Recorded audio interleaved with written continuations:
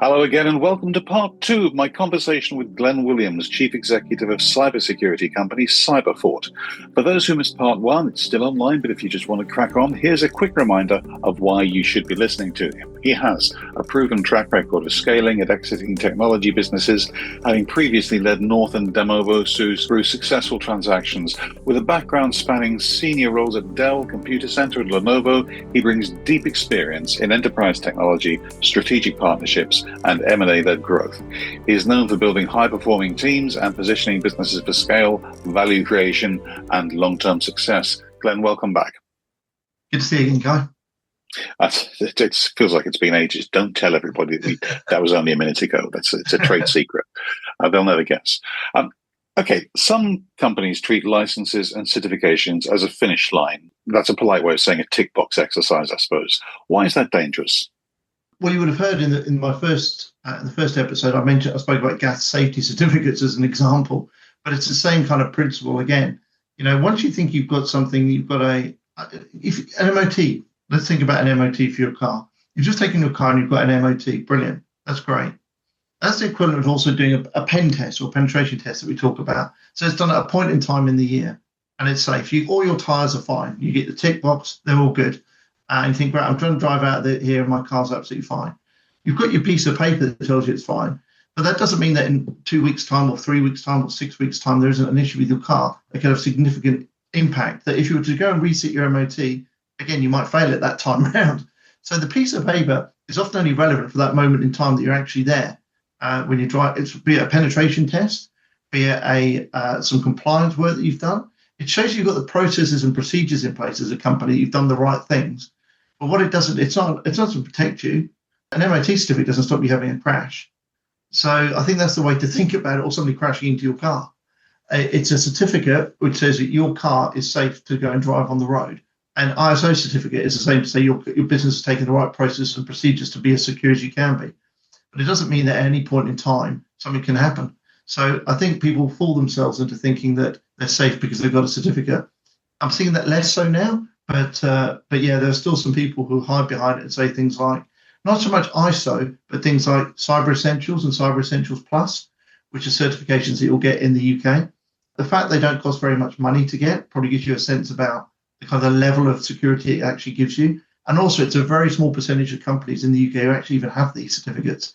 It's really, really low. So CE and CE Plus is something the government has put in place. It's a good first step. But as you said earlier, it's not a tick box exercise, but it's the most basic level of compliance you can get. And it doesn't keep you safe on an ongoing basis.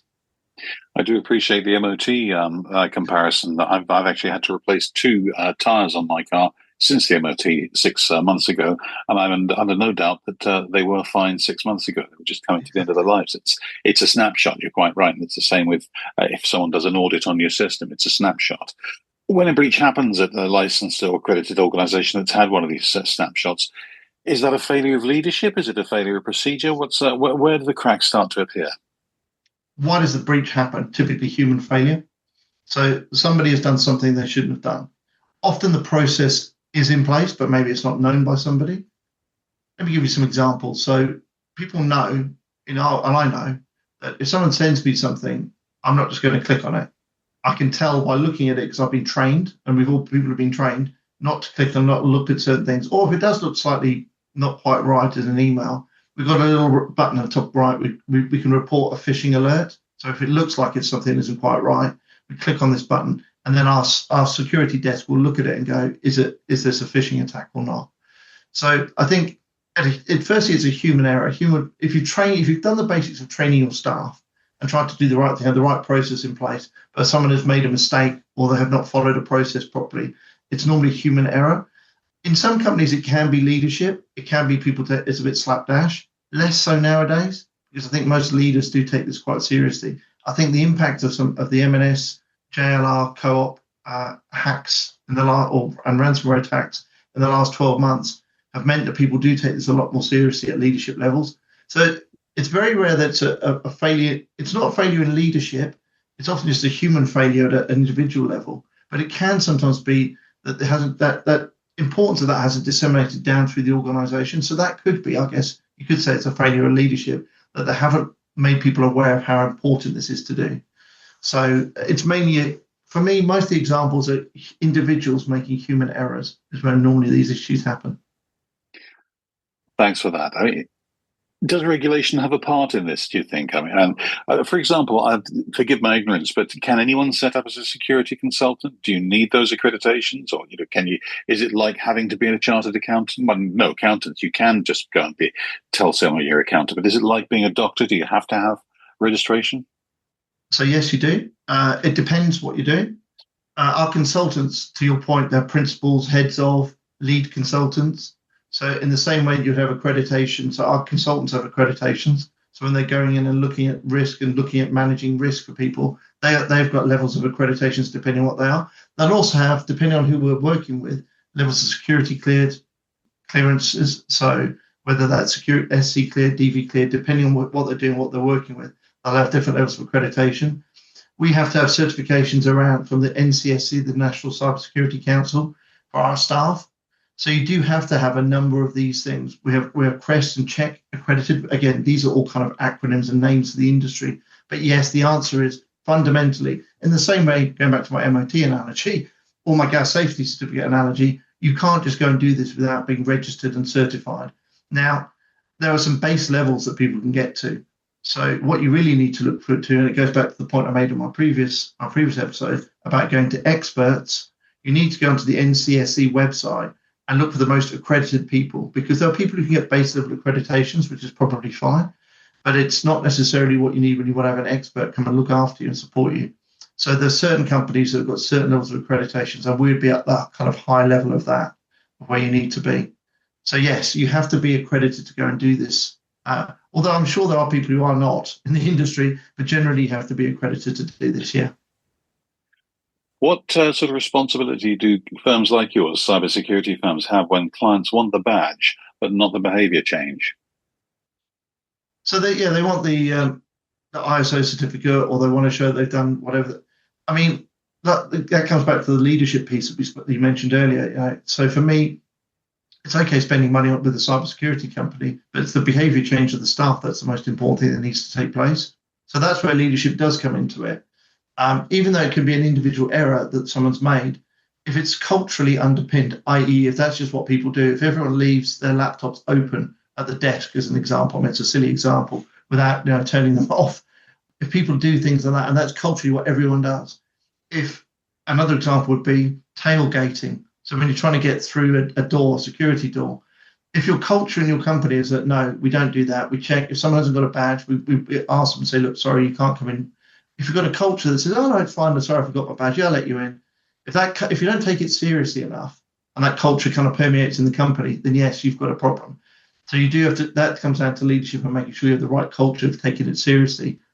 Typically, though, as I said earlier, most of these things come down to individual issues.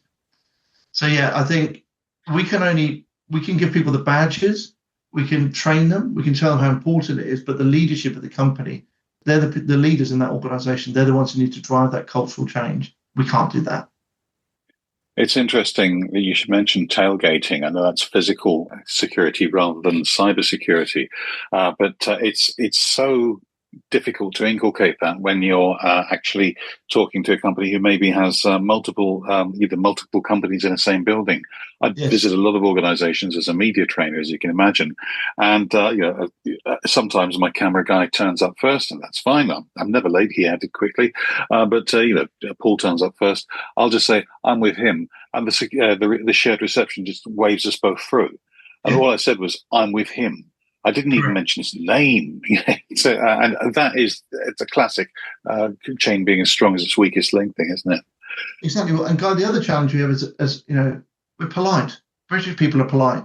We see ourselves as being rude if we go, well, sorry, you need me to show you your badge. That comes across as being aggressive or rude. We're just very polite as people, which means that, how often, I think any one of us could get into most buildings and just saying, oh, sorry, I forgot my badge. It's really rare that someone would say to you, well, no, you need to go and sign in or go and do something else. That still doesn't happen because people see it as being rude. So that's a cultural thing in our society, I think, which we do need to change that. We need to be more suspicious of things that happen. People who get emails and stuff, they just need to look at it and think, is that really would somebody really send me that? So I completely agree. A bit like the time when Annie Lennox tried to persuade me to come to one of their gigs because she wanted me to buy her a drink.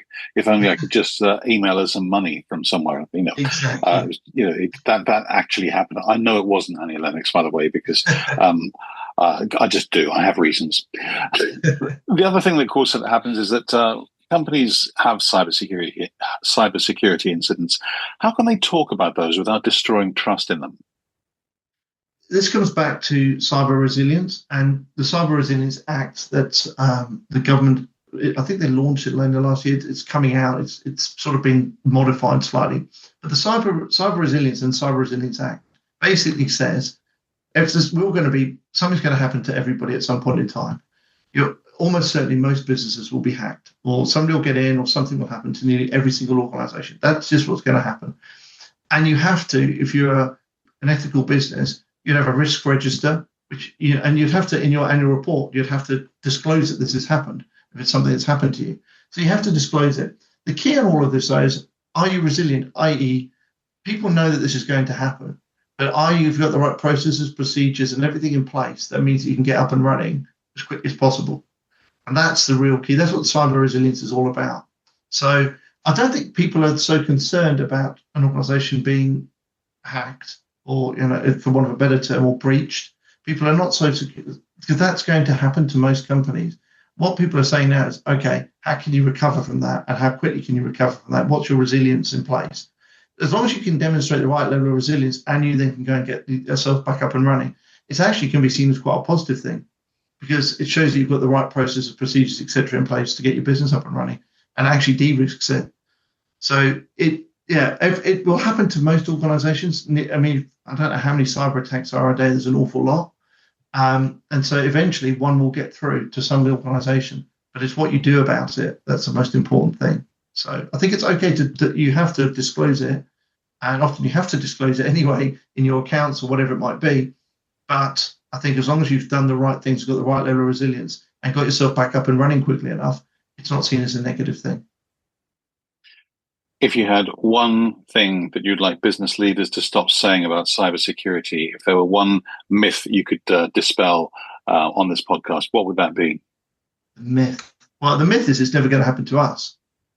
That's the myth. I think the myth they need to think is you need to take the exact opposite approach. Is we're definitely going to get hacked. That needs to be it's the mindset shift of it's almost like saying, I'm never going to have a car crash ever. I'm just never going to have a car crash. It's never going to happen to me in my life.